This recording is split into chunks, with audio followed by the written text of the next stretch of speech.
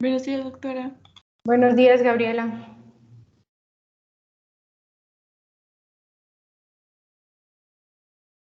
Muy bien.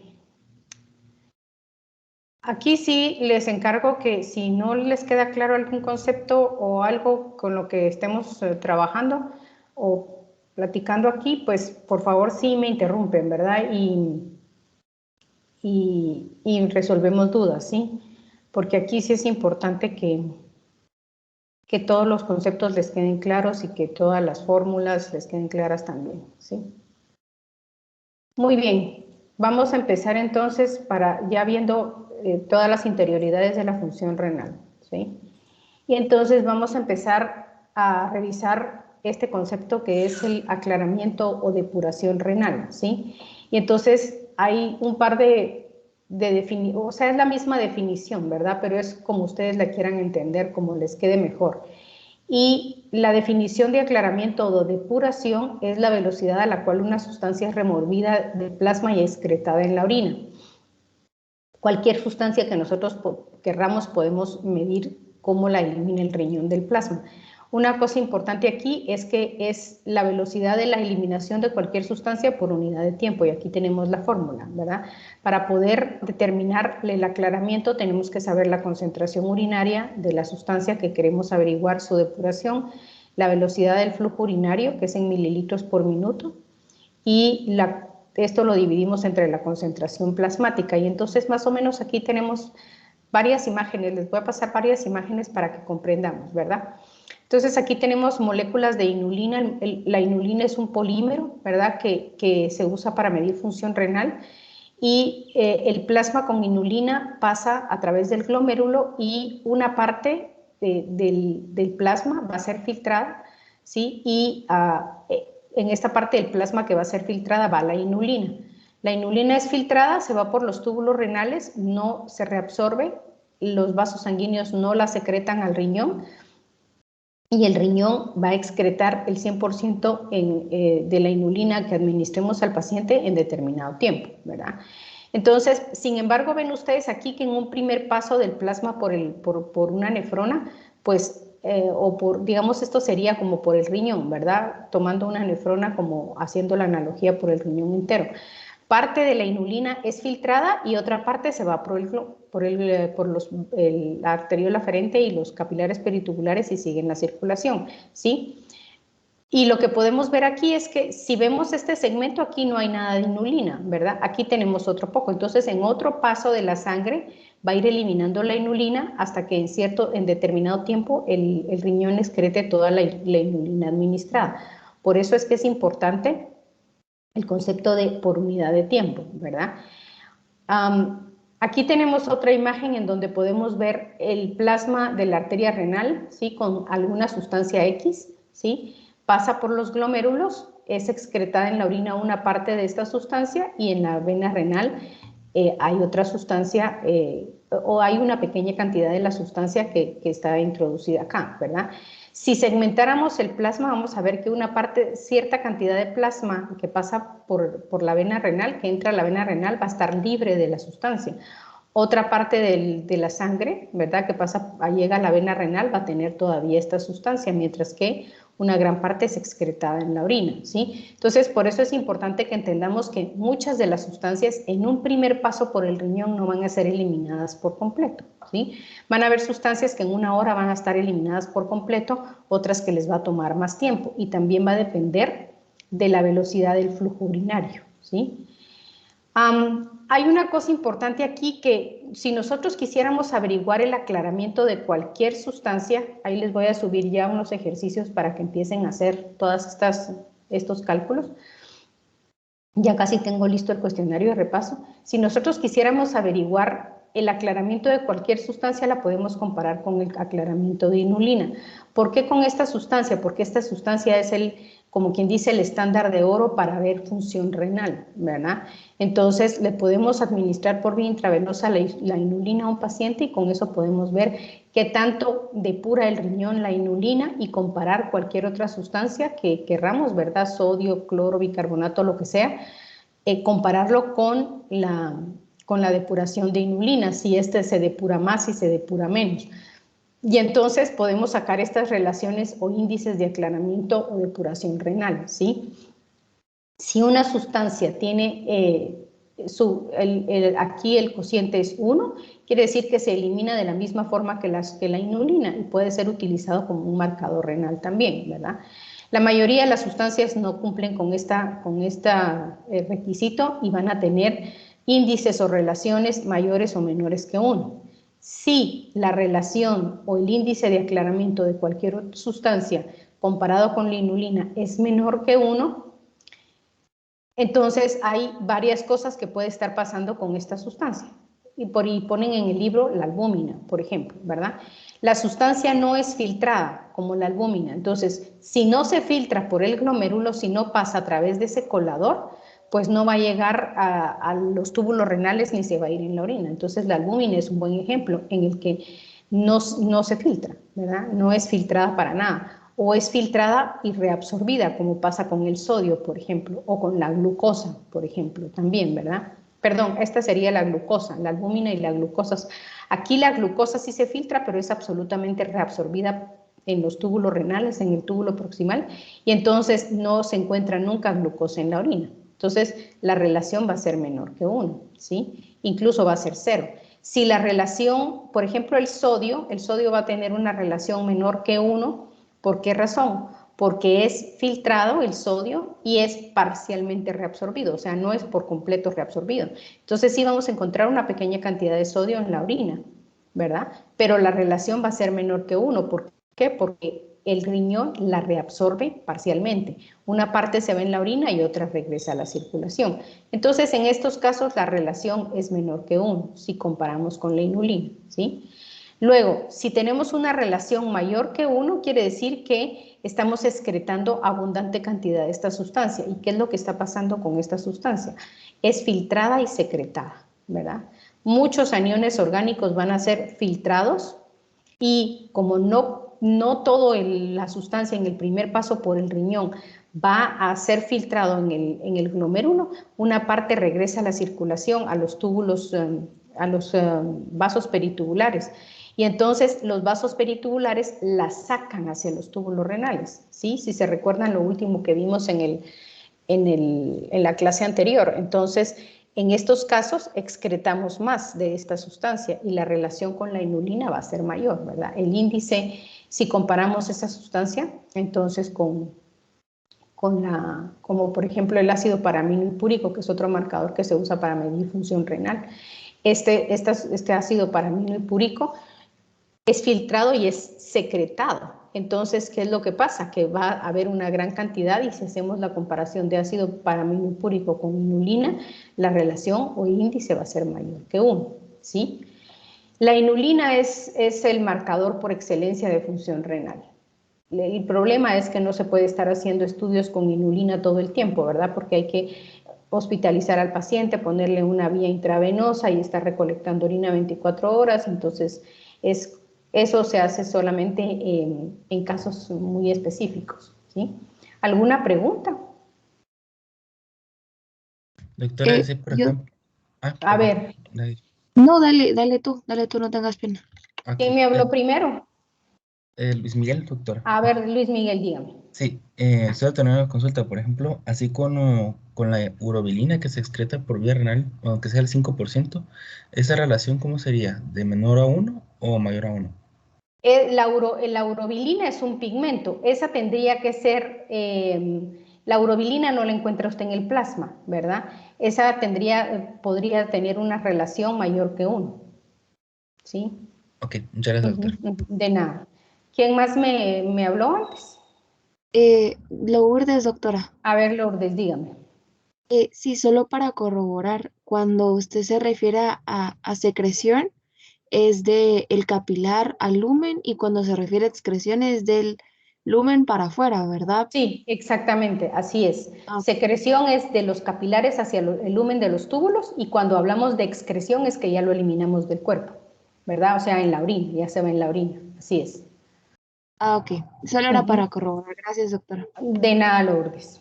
Bueno, ¿alguna otra pregunta? Doctora, Sí, dígame. yo José no Pablo compré. habla, ¿verdad? Correcto. Ajá. Yo no comprendí cuando decía que en ciertas, cuando hablábamos de los capilares peritubulares, no Ujú. comprendí por qué decía que en un punto ya no había concentración de inulina, sino, creo que en el Porque punto 3 el aquí, esquemita, ajá, ahí en el punto 3 cabal aquí, decía que ya no había inulina. aquí, porque digamos, si usted estuviera midiendo cada 5 minutos, digamos, si extrajera una cantidad de plasma, ¿sí? En determinado momento, usted no encontraría inulina en los capilares peritubulares. Si uno pudiera extraer sangre directamente de los capilares peritubulares y usted extrajera en determinado tiempo, digamos, acabando de salir la cantidad de inulina de esa parte que entró a los capilares peritubulares, aquí no encontraría nada. Pero si a los 5 minutos o a los 10 minutos o a los 15 minutos usted vuelve a tomar una muestra de plasma de los capilares peritubulares, va a encontrar una pequeña cantidad, ¿sí? Entonces, la parte del plasma que se filtra aquí y que sale aquí a los glomérulos sin inulina sería como esta parte que vemos en el cuadrito de aquí, o como lo podríamos ver acá, ¿verdad? En este otro esquema. Si pudiéramos tomar plasma de la vena renal en donde se eliminó por completo la inulina, por ejemplo, no encontraríamos ahí. Pero si unos minutos después volvemos a tomar plasma de la vena renal, es como que si pudiéramos segmentar, vamos a encontrar una pequeña cantidad, ¿verdad? Menos que la que estamos excretando. Lo que pasa es que eso no se puede hacer, entonces lo que normalmente vamos a encontrar va a ser esto que vemos aquí, ¿sí? Que usted introduce una sustancia, parte de esa sustancia se filtra y es excretada en la orina, digamos como la inulina, ¿verdad? Y una pequeña cantidad regresa a la circulación, ¿sí? Y entonces, esto que es lo que nos está diciendo es que una gran parte de la inulina va a ser secretada y va a regresar otra vez al plasma. Cuando la sangre vuelva a pasar por el riñón, entonces esta pequeña cantidad de aquí va a entrar en la arteria renal y posiblemente va a ser filtrada por completo. Y entonces ya el plasma de la vena renal no va a tener nada de inulina, ¿verdad? Pero si pudiéramos sacar la sangre, muestrear la sangre de la vena renal, digamos, en determinado momento no vamos a encontrar nada de inulina. Si volvemos a tomar, digamos, unos 15 o 20 minutos después, sí vamos a encontrar una pequeña cantidad de inulina, ¿sí? A eso se refiere esto, como que si pudiéramos segmentar o tomar muestras de la vena renal secuencialmente, ¿sí? A eso se refiere. Y esto lo que nos está ilustrando nada más es que no en un solo paso vamos a eliminar toda la sustancia, ¿verdad? Sino que tiene que pasar varias veces la sangre por los riñones para poder excretar todas las sustancias por completo. Entonces, por eso es importante la unidad de tiempo, ¿verdad? Porque entonces lo que nos quiere decir esto es que estamos excretando cierta cantidad de miligramos por mililitro o cierta cantidad de miligramos de una sustancia por minuto o por hora, ¿verdad? Entre más cantidad de la sustancia eliminemos por minuto, posiblemente en una hora usted ya no va a encontrar nada, ¿sí? Si eliminamos una menor cantidad por minuto, posiblemente usted en una hora encuentre en el plasma de las venas periféricas una mínima cantidad de la sustancia. Y después de 2 horas ya no va a encontrar nada. A eso se refiere, ¿ya? No sé si con eso me expliqué. Sí, perfecto, gracias, doctora. De nada. ¿Otra pregunta?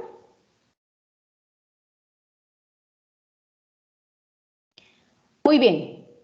Entonces revisemos el flujo sanguíneo renal, ¿sí? ¿Por qué es importante? Ya habíamos platicado esto en la clase pasada. ¿Cuál es la importancia del flujo sanguíneo renal? Una de las cosas importantes es que esto va a determinar la tasa de filtración glomerular, ¿verdad? A mayor cantidad de flujo, posiblemente mayor cantidad de filtración glomerular vamos a tener, ¿sí? Cuando el flujo sanguíneo renal determina la tasa de filtración glomerular, esto también va a determinar la tasa de reabsorción de agua y solutos en el túbulo proximal, ¿sí? Si estamos enviando más cantidad de sangre a los riñones, esto implica que el riñón va a filtrar más, esto implica que la función de los túbulos renales en donde se va a reabsorber agua y solutos va a ser mucho mayor, ¿verdad? Si disminuye el flujo sanguíneo renal, disminuye la filtración glomerular y disminuye la función tubular de reabsorción, sobre todo en el túbulo proximal. Esto va a determinar la concentración y dilución de la orina. Si ustedes tienen más plasma que va pasando por el glomérulo, van a tener posiblemente una orina diluida. Es lo que pasa cuando tomamos mucha agua, ¿verdad?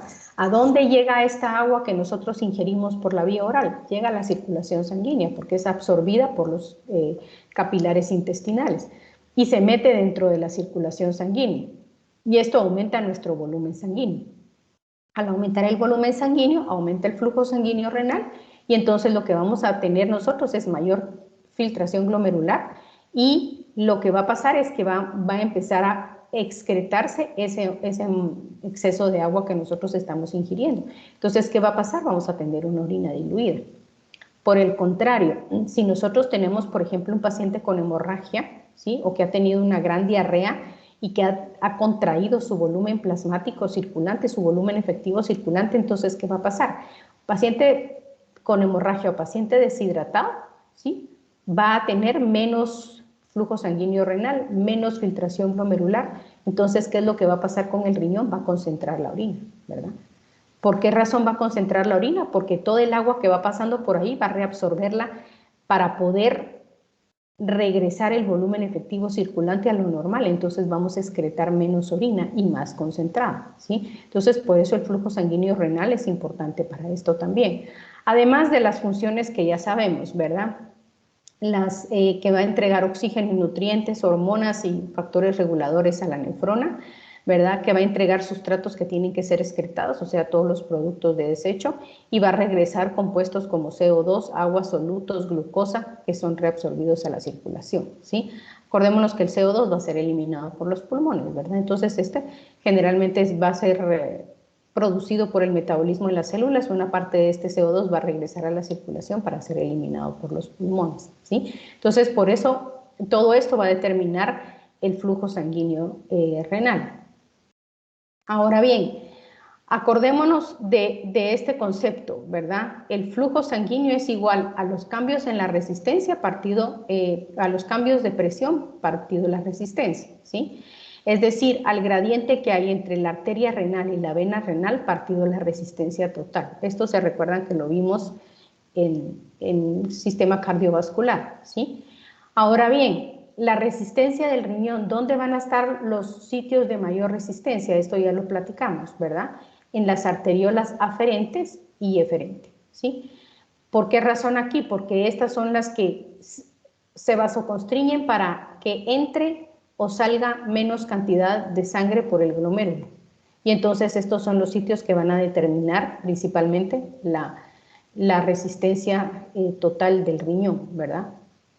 Así como las arteriolas sistémicas determinan la resistencia total del sistema circulatorio, las arteriolas aferentes y eferentes son las que van a determinar los principales determinantes de la resistencia total en el riñón, ¿sí? Ahora, esta resistencia renal, ¿por cómo va a ser controlada? Ya platicamos un poco la clase pasada de que vamos a tener mecanismos locales que van a regular el flujo. Esto lo vimos también cuando vimos sistema cardiovascular, cuando vimos las circulaciones especiales, se recuerda, ¿verdad? El riñón principalmente va a ser regulado por mecanismos de autorregulación, es decir, que ahorita vamos a platicar de estos. El riñón va independientemente de lo que pase con el resto del cuerpo, él va a regular su flujo, ¿sí? También interviene el simpático y también van a haber hormonas que van a regular su resistencia vascular. Si aumenta el flujo renal, aumenta la tasa de filtración glomerular. Si disminuye el flujo renal, disminuye la tasa de filtración glomerular. Y entonces esto va a determinar la función del riñón, ¿sí? ¿Qué vasoconstrictores y vasodilatadores son importantes en el riñón? En primer lugar, las catecolaminas que provienen del sistema nervioso simpático, ¿verdad? La angiotensina 2 es otra vasoconstricción importante y la endotelina, que es producida por el endotelio capilar, también es importante. ¿Qué vasodilatadores vamos a encontrar? Prostaglandina E2, prostaglandina I2, óxido nítrico, bradicinina, dopamina y péptidos natriuréticos, ¿sí? Estos son los vasodilatadores y vasoconstrictores importantes que vamos a encontrar en el riñón. Estas se recuerdan, las células mesangiales son las que sintetizan prostaglandinas, ¿verdad? El óxido nítrico va a ser sintetizado principalmente en el epitelio, en el endotelio, perdón, igual que en la endotelina. La bradicinina puede ser producida por células blancas del sistema circulatorio de la sangre, ¿verdad? O también por la ruptura de una alfa-globulina a través de la producción de la enzima calidina o calicreína, ¿sí? La dopamina puede llegar, acuérdense que la dopamina es una catecolamina que puede ser un neurotransmisor también, o parte de los productos que salen de la médula adrenal, y los péptidos natriuréticos, pues que pueden salir o del cerebro o de las aurículas también, ¿verdad? Son hormonas. Ok, ahora vamos a revisar la autorregulación renal, ¿sí? ¿Cuál es el objetivo de la autorregulación renal, que es el principal mecanismo para regular el flujo sanguíneo en el riñón? Es mantener el flujo y la tasa de filtración glomerular relativamente constante, ¿verdad? Entonces, esto va a determinar el control y excreción de agua y solutos, ¿sí? Entonces, un riñón que no tiene un adecuado flujo sanguíneo, pues sus procesos de reabsorción y del control de excreción de agua y solutos pues van a estar comprometidos, ¿verdad? Además de que recuérdense que también el flujo sanguíneo pasa por los glomérulos, pasa a los capilares peritubulares, y son los capilares peritubulares los que entregan nutrientes y oxígeno al parénquima renal. Entonces es importante el flujo sanguíneo por eso, ¿sí? ¿Qué mecanismos son los que se ven en este proceso de autorregulación renal? Hay dos hipótesis, ¿verdad? Dos hipótesis que dicen cuáles son los mecanismos por los cuales el riñón regula su flujo sanguíneo. Uno es el mecanismo miogénico, ¿sí? Este mecanismo miogénico va a responder a cambios de presión. ¿Cómo se puede dar este mecanismo miogénico? Esto recordemos que el músculo liso vascular va a tener algunos canales de calcio que responden a eventos mecánicos, en este caso a estiramiento de la fibra muscular lisa. Si aumenta la presión de perfusión, es decir, si aumenta la cantidad de sangre que va entrando por esta arteriola aferente, ¿sí? Entonces esta arteriola aferente, al recibir una gran cantidad de flujo sanguíneo, se va a distender, ¿sí? Y entonces el estiramiento del músculo liso de la arteriola aferente va a condicionar la apertura de canales de calcio. Estos canales de calcio van a meter calcio y van a activar todo el proceso de contracción del músculo liso que ya platicamos, ¿verdad?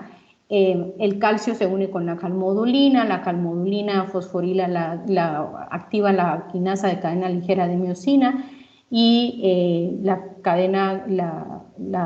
cabecitas de miosina fosforiladas ya se pueden unir con la actina y se produce la contracción, ¿verdad?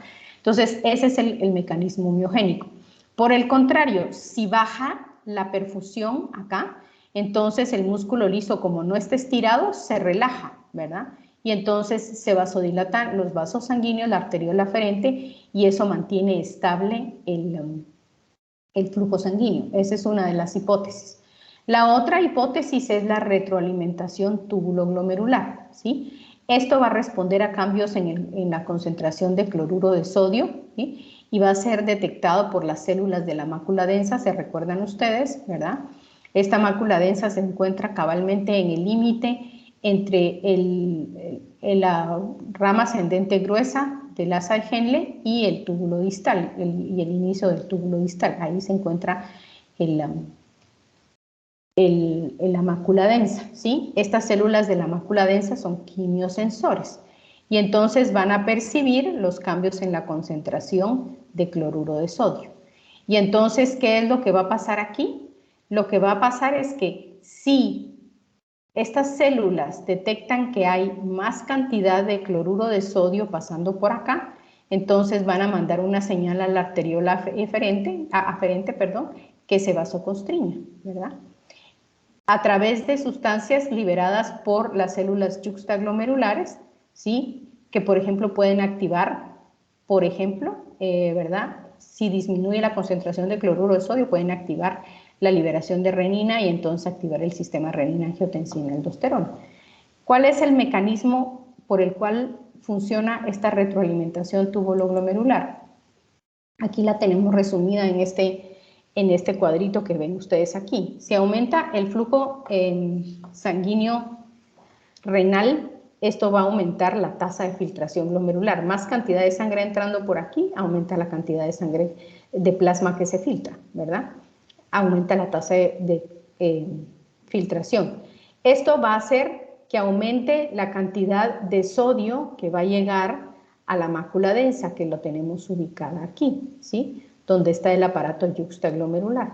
Entonces, ¿qué va a pasar aquí? Se van a liberar sustancias vasoactivas, por ejemplo, ATP y adenosina, ¿sí? Y entonces, ¿esto qué va a hacer? Provocar una vasoconstricción de la arteriola eferente y esto va a disminuir el flujo sanguíneo, si está llegando mucha sangre acá. ¿Qué pasa si disminuye el flujo sanguíneo? Entonces, disminuye el flujo sanguíneo, disminuye la tasa de filtración glomerular, disminuye la cantidad de cloruro de sodio que llega aquí, no se libera ATP ni adenosina, no se produce vasoconstricción acá y por efecto miogénico lo que se va a producir va a ser vasodilatación. Y entonces esto restablece el flujo sanguíneo a lo normal, aumentando la tasa de filtración glomerular de tal manera que se mantenga siempre estable, ¿verdad? ¿Alguna pregunta?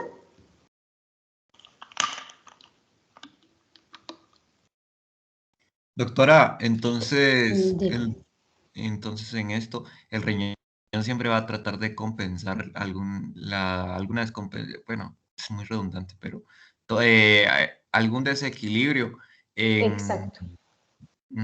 con los solutos, o sea, y la cantidad de líquido que se excreta, porque entre menos líquido, mayor concentración y así, ¿o no? Exactamente. Lo que pasa es que, mire, pues, la idea aquí es, una cosa es mantener el flujo estable. ¿Por qué razón? Porque de la cantidad de oxígeno que llegue a través de la sangre, de eso va a depender el funcionamiento de las células de todos los túbulos, ¿verdad? Se recuerda que eso lo hablamos en la clase pasada. Entonces, menos cantidad de sangre implica menos cantidad de oxígeno que va llegando a las células de todos estos túbulos y estas empiezan a sufrir por la falta de oxígeno, ¿verdad? Entre menos cantidad de flujo sanguíneo llegue aquí, también es menos la cantidad de líquido que va a ser filtrado por el riñón y va a ser menos la cantidad de sustancias dañinas que usted tenga que excretar a través de la orina, ¿sí? Ahora, el riñón, nosotros a lo largo del día vamos a tener diferentes actividades. Por ejemplo, usted se somete a ejercicio extenuante, ¿verdad? Entonces, al someterse a ejercicio extenuante, su presión arterial va a cambiar, su presión arterial en general. Al cambiar la presión arterial en general, esto va a generar una disminución, porque siempre se eleva un poquito la presión arterial cuando uno hace ejercicio extenuante, por ejemplo. Esto implica que va a disminuir la cantidad, va a haber vasoconstricción generalizada y tendría que disminuir el flujo sanguíneo al riñón, ¿verdad? Porque la mayor parte de la sangre se está yendo a los músculos, ¿sí? Bueno, ¿qué es lo que pasa aquí? Pasa que no es así. El flujo sanguíneo renal se va a mantener estable aunque todo lo demás esté vasoconstreñido, es decir, ¿por qué razón? Porque entonces el riñón va a detectar aquí que hay disminución de la entrada de sangre, ¿verdad? Porque se liberaron catecolaminas y las catecolaminas van a producir vasoconstricción en la arteriola aferente, pero entonces el riñón está sintiendo que le llega menos cantidad de sangre. Y lo siento mucho, chulito, pero yo necesito mi 1.25 litros. Entonces, en lugar de depender de las catecolaminas hormonales, lo que va a pasar es que se va a echar a andar el mecanismo de autorregulación.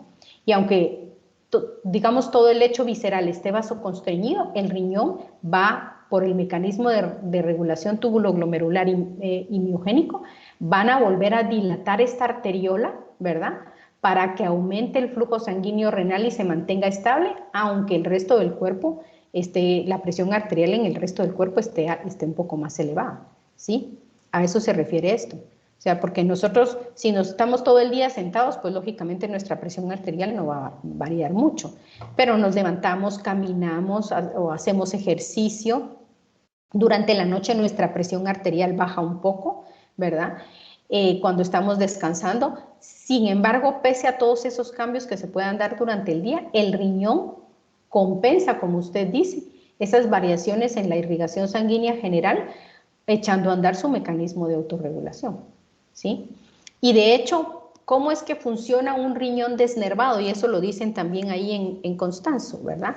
Un paciente que tiene un riñón trasplantado no va a tener la influencia del simpático, ¿verdad? Tal vez la va a tener únicamente cuando se activa todo el simpático y anda la adrenalina circulando por todo el cuerpo.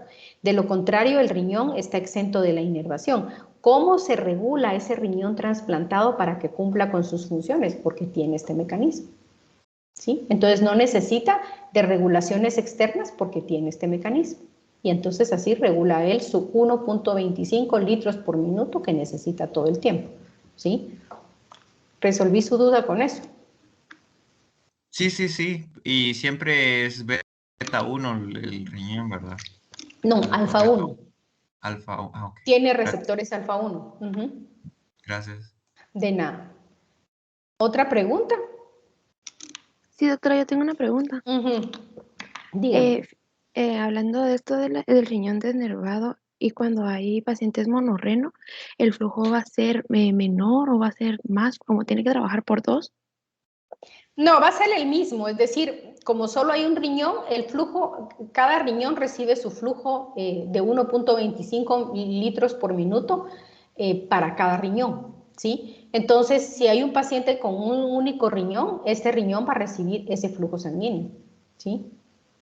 De 1.20, o sea, no se duplica, es 1.25 litros por minuto por cada riñón, ¿verdad? Pero si solo tiene un riñón, pues básicamente usted le quitó parte del gasto cardíaco que tiene que usar en ese riñón y el riñón que queda es el que está usando el 1.25 litros por minuto, ¿verdad?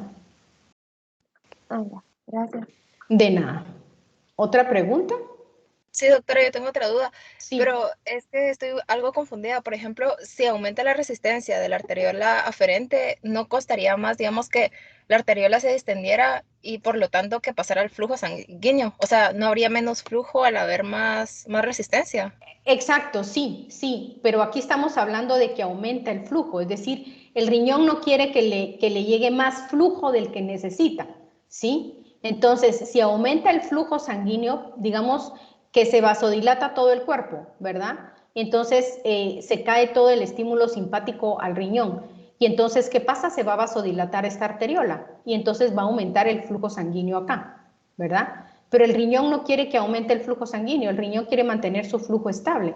Entonces, para mantener su flujo estable, lo que va a pasar es que va a producir vasoconstricción aquí. ¿Para qué? Para que entre lo que necesita el riñón. No quiere más, quiere menos. ¿Sí? Esto es lo que va a pasar aquí. Ahora, si tiene menos, si le está llegando menos porque, por ejemplo, se perdió volumen, entonces lo que va a pasar es que esta arteriola se va a vasodilatar. Y entonces al vasodilatar va a volver a entrar la cantidad de sangre que se necesita, ¿sí? O sea, el riñón no quiere más flujo sanguíneo de su 1.25 ni menos, él quiere 1.25 litros por minuto. Entonces, si aumenta mucho el flujo sanguíneo, va a haber una vasoconstricción aquí porque no quiero mucho, quiero lo que necesito, no quiero desperdiciar. Entonces, por eso se va a poder producir vasoconstricción. Ahora, si disminuye esa cantidad del gasto que necesita el riñón, entonces sí se va a producir vasodilatación, ¿verdad? Por mecanismos miogénicos, ¿sí? ¿Ok? Ya, gracias, doctora. De nada. ¿Otra pregunta? Doctora, entonces, Sí. dependiendo de la cantidad de líquido, o sea, de lo que requiera el riñón, se va a vasodilatar o vasoconstreñir, dependiendo de la Exactamente. cantidad. Así Ah, es. ya, pero siempre lo va a regular. Ajá, ajá. Lo va a Gracias. regular así a niveles bien exactos, ¿verdad? El riñón, eso es lo que quiere, a regularse a niveles bien exactos, ¿sí? Por ejemplo, si nosotros le aumentamos el volumen, dejemos que se caiga la presión, si nosotros le pasamos 1 litro de solución por vía intravenosa al paciente, a un paciente en menos de media hora, ¿verdad? Le dejamos ir a chorro una solución. Ahí estamos aumentando el volumen sanguíneo circulante.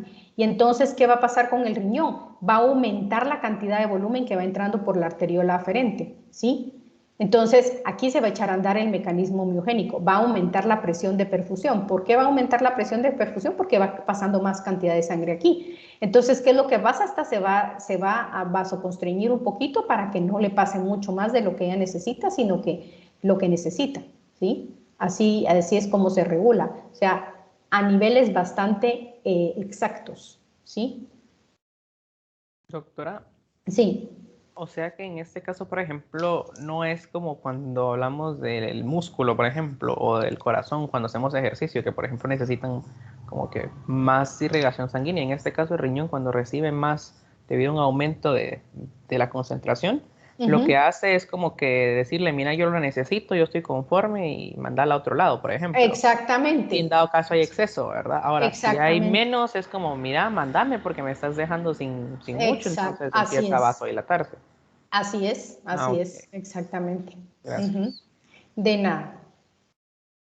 Bueno, en esta imagen que está la saqué de Bernie Levy, aquí está cabalmente el mecanismo molecular por el cual se produce todo este proceso de la retroalimentación túbulo-glomerular, ¿sí?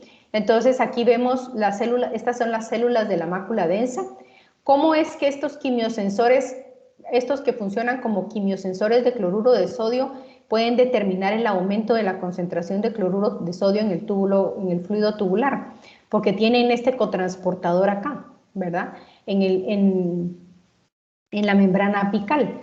Cuando aumenta la concentración de cloruro de sodio en el fluido tubular, entonces este cotransportador empieza a captar todo este cloruro de sodio a través de este cotransportador y lo mete en la célula. Entonces, esto lo que va a condicionar es a un aumento de la función de la sodio-potasio ATPasa, ¿sí? Y del consumo de ATP. Este ATP, recuérdense que se va a transformar en ADP, ¿verdad? Este ADP va a ser transformado al final y el ATP en adenosina, ¿sí? El ATP producido por la célula K. Entonces, ¿qué es lo que va a pasar? Esta adenosina más el exceso de ATP que se produzcan van a filtrarse, ¿verdad? Van a salir a través de la membrana vasolateral y van a unirse a receptores que están en las células yuxtaglomerulares, ¿sí? Perdón, estas son las células del músculo liso. Entonces, estas células del músculo liso, ¿qué es lo que van a hacer? Meter calcio y van a producir la contracción miogénica, ¿verdad? Además, digamos, aquí tenemos una ilustración de las células granulares, ¿sí? Las células granulares son las productoras de renina, ¿sí? Y entonces, lo que va a pasar aquí es que se va a liberar renina, pero aquí se disminuye la liberación de renina con esto que estamos diciendo acá, ¿verdad? Se aumenta la concentración de cloruro de sodio aquí, disminuye la liberación de renina. Pero ¿qué pasa si baja el flujo sanguíneo renal? Entonces todo este mecanismo va a disminuir la captación de cloruro de sodio aquí, va a disminuir la liberación de adenosina y ATP, y entonces no entra calcio para que no se constriñan estos, ¿verdad? Y entonces aquí sí se va a liberar renina y entonces va a activar el sistema renina-angiotensina-aldosterona y entonces se va a liberar angiotensina 2. Ahora la angiotensina 2, esto es para restablecer ¿cómo se llama esto? La tasa de filtración glomerular. Entonces la angiotensina 2 lo que va a hacer es vasoconstreñir la arteriola eferente principalmente, ¿verdad? Y entonces esto va a restablecer esto lo vamos a platicar en un ratito, la tasa de filtración glomerular, ¿sí? Bueno, aquí en estas dos gráficas, esta es la que está en su libro, esta la saqué de una fisiología renal de un libro, de un autor Bander, ¿verdad?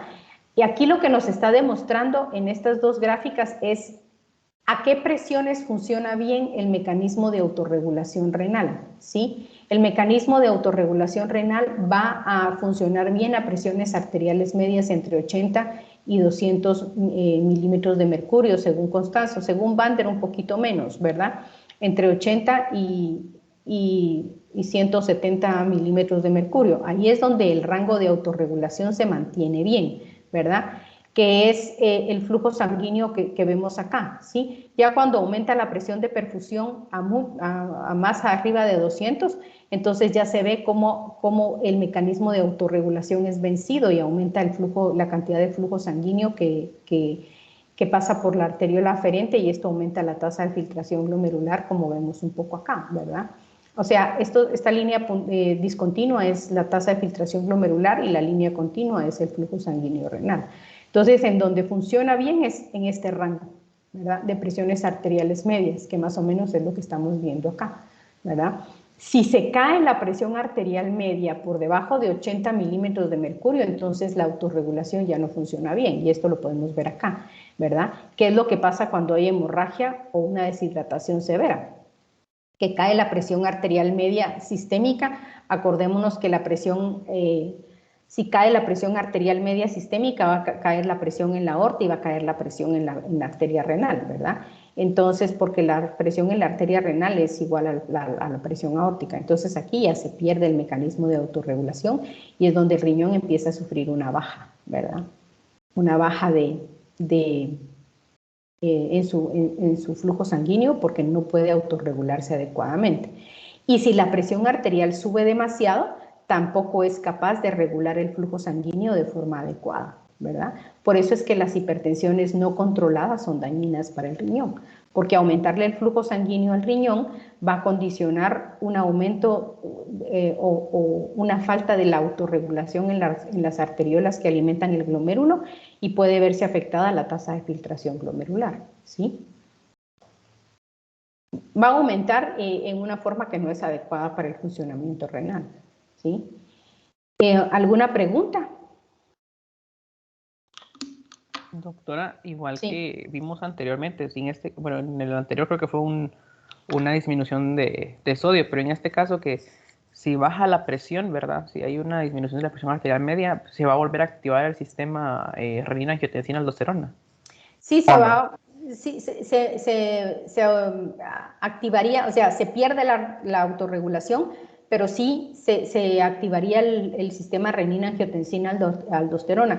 ¿Qué es lo que pasa cuando un paciente tiene hemorragia, verdad? Como el riñón ya no es capaz de autorregularse adecuadamente, entonces activa el sistema renina-angiotensina-aldosterona.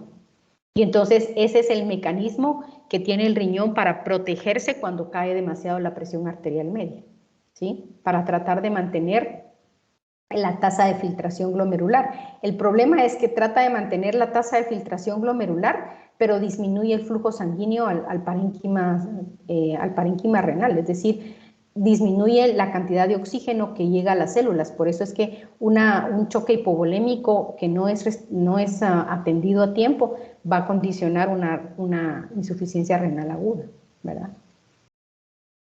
Porque se mueren las células, va a haber una muerte celular en todas las células tubulares, ¿sí?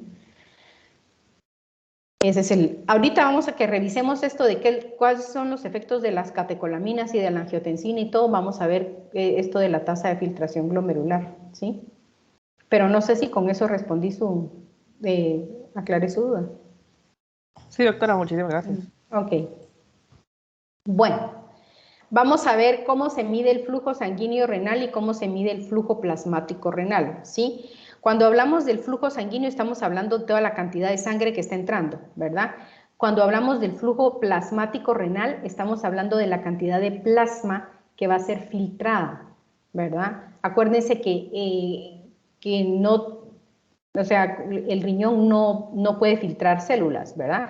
Entonces, cuando hablamos de flujo sanguíneo y cuando ustedes hagan los cálculos se van a dar cuenta que una cosa es el flujo sanguíneo y otra cosa es el flujo plasmático renal.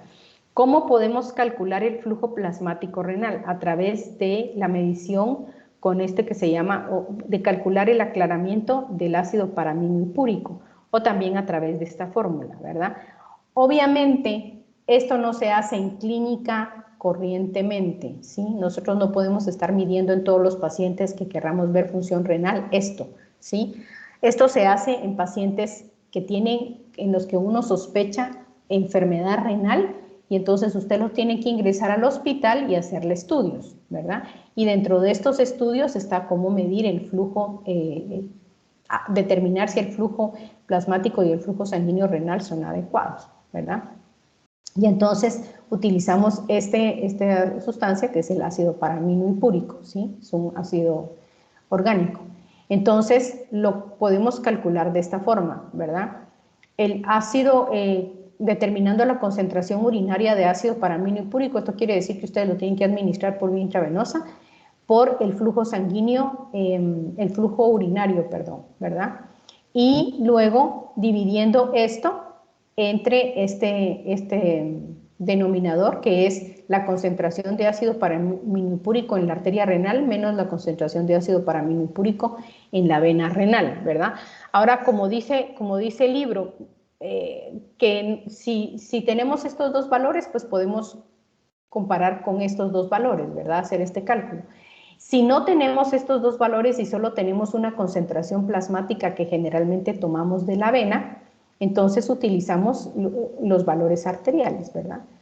Y entonces ya podemos utilizar la fórmula de aclaramiento, que es esta, ¿verdad? Concentración urinaria de ácido paraminopúrico por el volumen urinario por la concentración plasmática, ¿sí? Entonces con esto estamos midiendo el volumen efectivo plasmático, ¿verdad? Que disminuye, es un poco menor que esto, ¿verdad? El flujo plasmático efectivo es un poquito menor que este, ¿sí? Este es el más exacto, pero no siempre es el que se puede usar. Y luego el flujo sanguíneo renal, una vez que tenemos el flujo plasmático renal, entonces el flujo sanguíneo renal lo podemos calcular 1 menos el hematocrito, ¿verdad? El hematocrito nos lo dan en porcentaje, entonces aquí lo transformamos a decimales y podemos hacer este cálculo, ¿sí?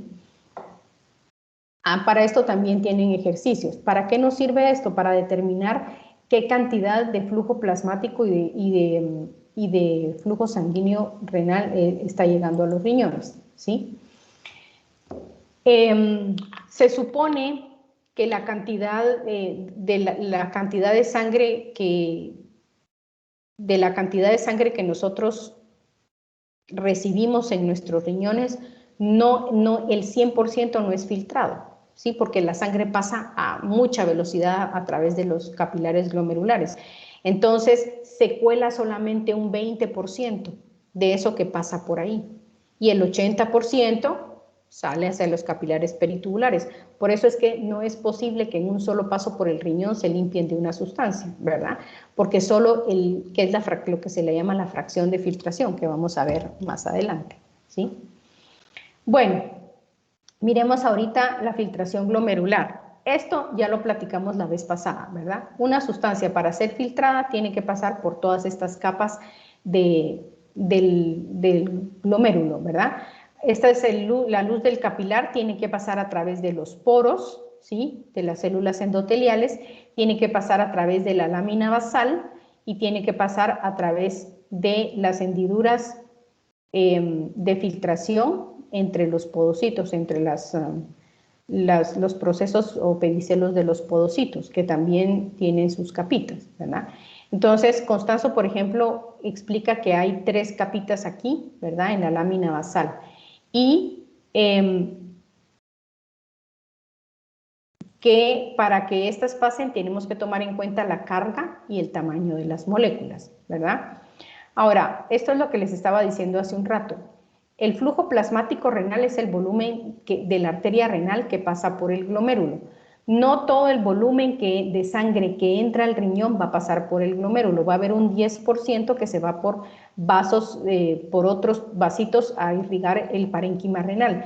Pero el 90% de la cantidad de plasma que pasa, que pasa al riñón va a pasar filtrándose por el glomérulo, ¿verdad?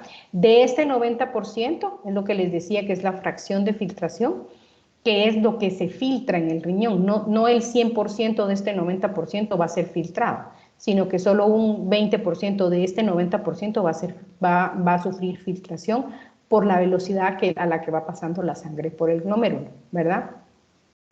Ahora, ¿qué es lo que determina qué solutos se filtran y qué solutos no se filtran a través del glomérulo? Uno es la permeabilidad del capilar, ¿verdad? Que tiene que ver con las características de la membrana, ¿sí? O sea, todas estas capitas que ya mencionamos. Los poros de la membrana, las cargas de todas estas capas que son cargas negativas, ¿verdad? Todo esto es lo que determina la permeabilidad del capilar glomerular. Luego está el tamaño de la molécula y luego está la carga eléctrica de la molécula. Y entonces aquí les puse un par de gráficas que están en la fisiología de Vander, fisiología renal de Vander, donde nos compara, por ejemplo, el tamaño de la inulina. La inulina es una sustancia que primero no tiene carga, ¿sí? Y luego es sumamente pequeña, entonces tiene un coeficiente de filtración de 1, ¿verdad? Puede pasar libremente a través de la barrera de filtración. Mientras que si vemos aquí proteínas como la hemoglobina o la albúmina, son tan grandes, ¿sí? Son moléculas tan grandes que definitivamente no pueden atravesar la barrera de filtración, ¿sí? ¿Ok? Y aquí vemos en cuanto a cargas, ¿verdad? ¿Qué es lo que va a pasar más fácilmente? Las moléculas cargadas positivamente. ¿Por qué? Porque como explica Constanzo, como las cargas de la estructura del endotelio, de la lámina basal y de las hendiduras de filtración tienen una carga negativa, pues van a atraer cargas positivas y van a ser más fácil que todas las cargas positivas, o sea, todos los cationes pasen rápidamente. Las moléculas que tienen carga neutra pues no van a ser afectadas por esto de la carga. Aquí más tiene que ver el tamaño, ¿verdad? Como podemos ver aquí, esta es la filtración y este es el tamaño molecular. Las moléculas cargadas negativamente se filtran más lentamente que las moléculas positivas, ¿sí? Si el tamaño de la molécula es chiquito, como el cloro, como el bicarbonato, pues entonces van a atravesar fácil. No tan fácil como las cargas positivas, es decir, estas van a atravesar más rápido y estas van a atravesar más despacio, ¿verdad? Pero si es negativa y encima tiene un gran tamaño, o sea, va aumentando de tamaño, pues entonces definitivamente la tasa de filtración va a ser mucho menor, ¿verdad? Entonces, la barrera de filtración del glomérulo toma en cuenta dos situaciones, la carga y el tamaño de la molécula, ¿verdad? Son barreras de filtración que toman en cuenta estas dos situaciones. Ok, la otra cosa que determina la tasa de filtración glomerular son las fuerzas de Starling. Y entonces aquí tenemos esta imagen que tienen en su libro, ¿verdad? Las fuerzas de Starling van a ser la presión hidrostática del capilar glomerular. Constanzo lo pone en 45 milímetros de mercurio, Bernie Levy lo pone en 60 y Guyton lo pone más o menos en un rango, ¿verdad? Pero tomemos en consideración los valores que dice Constanzo, pues, y de todas maneras, si lo vemos aquí, es una presión muy alta, tomando en cuenta que el capilar sistémico tiene una presión hidrostática entre 32 y 35 milímetros de mercurio, ¿sí? Luego tenemos la otra presión, que es la equivalente a la presión intersticial, que es la presión en el espacio de Bowman, acá, ¿verdad? Esta es una presión de 10 milímetros de mercurio. Y luego tenemos la presión oncótica del capilar, que oscila dependiendo de dónde lo miremos, y aquí también en el extremo aferente o en el extremo eferente, ¿verdad? En el extremo aferente va a ser de 35 milímetros de mercurio y en el eferente de 19, ¿sí? Ahora, aquí nos falta una, que es la presión oncótica del espacio de Bowman. Ahora, esta no se toma en cuenta. ¿Por qué no se toma en cuenta? Porque no filtran proteínas. Entonces, este es 0, se toma como referencia 0, ¿verdad? Aunque pasen proteínas chiquitas, son proteínas tan pequeñas que no generan presión oncótica, entonces la presión oncótica del espacio de Bowman, que sería el equivalente a la presión oncótica intersticial, pues va a ser 0. Entonces no se toma en cuenta en la ecuación, ¿sí? Y luego tenemos el KF, que es el coeficiente de filtración y que toma en cuenta las características de la membrana, la superficie de filtración y las características de la molécula, ¿verdad? Y entonces aquí tenemos la ecuación de Starling que tiene que ver con la tasa de filtración glomerular, o sea, de estas fuerzas de Starling también depende la tasa de filtración glomerular. Y aquí tenemos la ecuación, ¿verdad? KF es igual a PC menos PB, ¿sí? O sea, la presión oncótica del capilar menos la presión oncótica de Bowman, menos la presión, perdón, aquí es que presión hidrostática, menos la presión oncótica del capilar, ¿verdad? Que entonces aquí ya pueden sacar ustedes la ecuación de Starling del glomérulo. Ahora, aquí ya tenemos todos los factores que afectan la tasa de filtración glomerular, tomando en cuenta las fuerzas de Starling, ¿sí? ¿Qué va a disminuir la tasa de filtración glomerular? La disminución de la presión hidrostática capilar, ¿sí? Esto implica, ¿Cuándo va a haber una disminución de la presión hidrostática capilar? Cuando disminuye la resistencia eferente, ¿sí? Luego lo vamos a ver en unas imágenes más adelante. O cuando aumenta la resistencia eferente. ¿Por qué si disminuye la resistencia de la arteriola eferente disminuye la presión hidrostática capilar?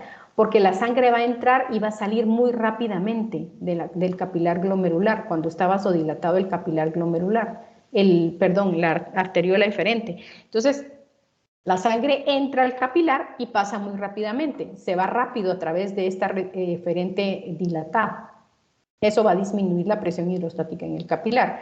Y obviamente, si está constreñida la aferente, pues ahí va a entrar menos sangre al glomérulo, entonces disminuye la presión hidrostática. Vamos a ver si aquí está está aquí. Aquí tenemos aquí miren, está dilatada la arteriola eferente, ¿verdad? Entonces, ¿qué pasa? La sangre pasa muy rápido por el glomérulo, entonces sale muy rápido por aquí. Y esto va a disminuir la presión hidrostática. La presión hidrostática depende de la cantidad de tiempo que permanezca la sangre aquí, ¿verdad? Bueno, si aumenta la resistencia eferente, entonces aquí tenemos vasoconstricción, entra menos volumen aquí, menos volumen en el capilar glomerular, disminuye la tasa de filtración, ¿sí? Si aumenta la presión hidrostática de Bowman, ¿qué cosas pueden aumentar la presión hidrostática en la cápsula de Bowman? Eso lo dice en la lectura. ¿Alguien que me pueda decir qué puede aumentar la presión hidrostática en la cápsula de Bowman?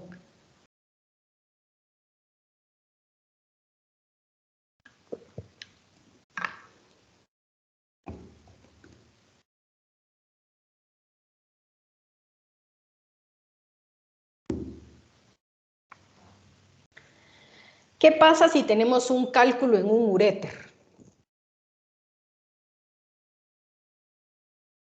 Se obstruye. Exacto, se obstruye el uréter. O sea que la orina que se está produciendo no va a poder pasar hacia la vejiga, ¿verdad? Entonces el uréter se dilata, se llena de orina la pelvis renal, los cálices mayores y menores se llenan de orina. Y entonces, ¿qué pasa con los túbulos? Acuérdense que los túbulos drenan hacia la papila renal y de la papila renal al cáliz menor. Entonces, quiere decir que todos los túbulos renales se van a empezar a llenar de líquido, ¿sí? Entonces, eso va a impactar en la cápsula de Bowman, ¿ya? Y entonces, eso va a producir un aumento de la presión hidrostática en Bowman, ¿sí? Si cuando no hay obstrucciones en el flujo de orina hacia la vejiga, entonces se está acumulando líquido, o más bien todo el filtrado está saliendo a la cápsula de Bowman, pero pasa inmediatamente hacia los túbulos renales y va fluyendo fácilmente líquido, nunca se queda acumulado. Si hay una obstrucción en un uréter, se va quedando acumulado el fluido de forma retrógrada hasta aumentar la presión hidrostática en Bowman. Entonces, eso va a evitar que siga filtrando el glomérulo, ¿sí? Y entonces ya no se va a producir filtración glomerular. Por eso una obstrucción en los uréteres, cálculos renales, pueden predisponer a una falla en el riñón, ¿sí? La otra cosa que puede producir una disminución de la tasa de filtración glomerular es aumento de la presión oncótica capilar. Un exceso en el consumo de proteínas, ¿verdad? O un aumento de las proteínas del plasma, ¿sí? ¿Qué va a aumentar la tasa de filtración glomerular? Si aumenta el coeficiente de filtración capilar, ¿sí? Es decir, si hay alguna liberación de sustancias que produzcan vasodilatación, que produzcan, no vasodilatación, sino que aumenten el diámetro de los capilares glomerulares, ¿verdad? Por ejemplo, histamina, bradicinina y todo, óxido nítrico, todas estas. Aumento del flujo sanguíneo renal y aumento de la presión hidrostática capilar. ¿Qué puede producir un aumento de la presión hidrostática capilar? Un aumento de la resistencia eferente, ¿sí? Si lo vemos aquí, un aumento de la resistencia eferente, entonces entra la sangre aquí, le cuesta salir, permanece más tiempo en los capilares glomerulares, y entonces esto aumenta la tasa de filtración glomerular, ¿sí? Y una disminución de la resistencia aferente, eso es obvio acá, ¿verdad?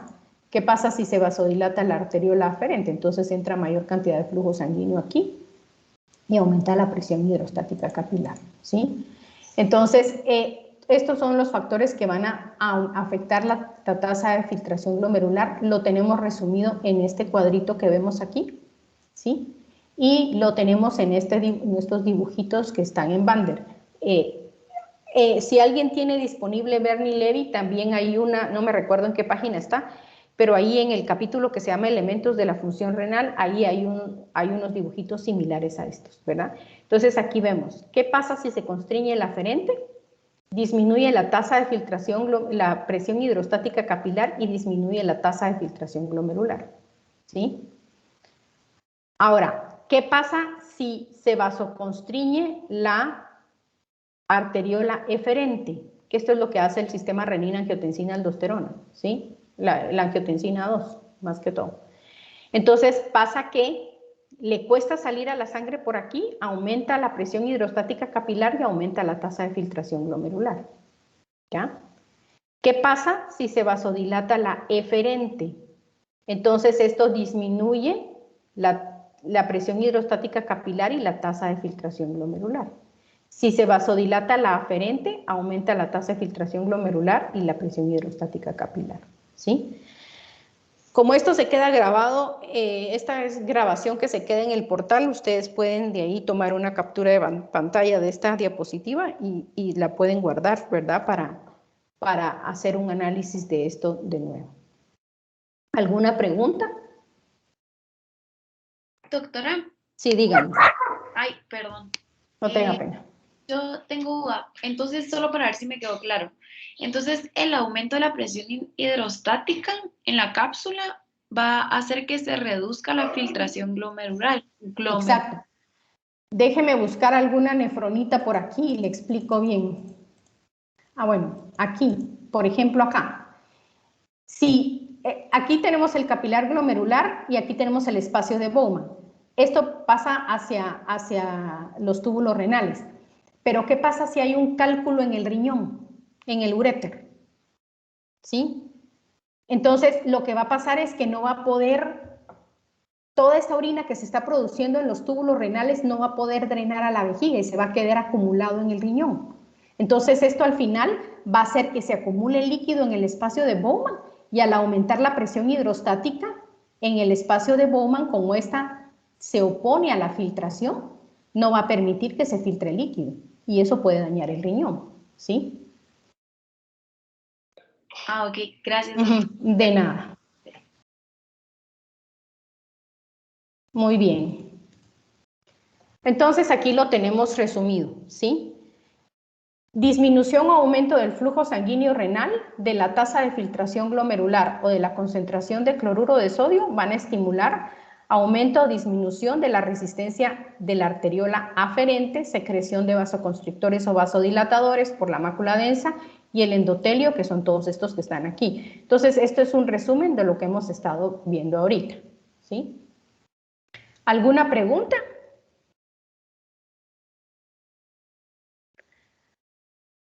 Muy bien, jóvenes, vamos a dejarlo aquí y vamos a seguir en la próxima clase con este tema, ¿sí?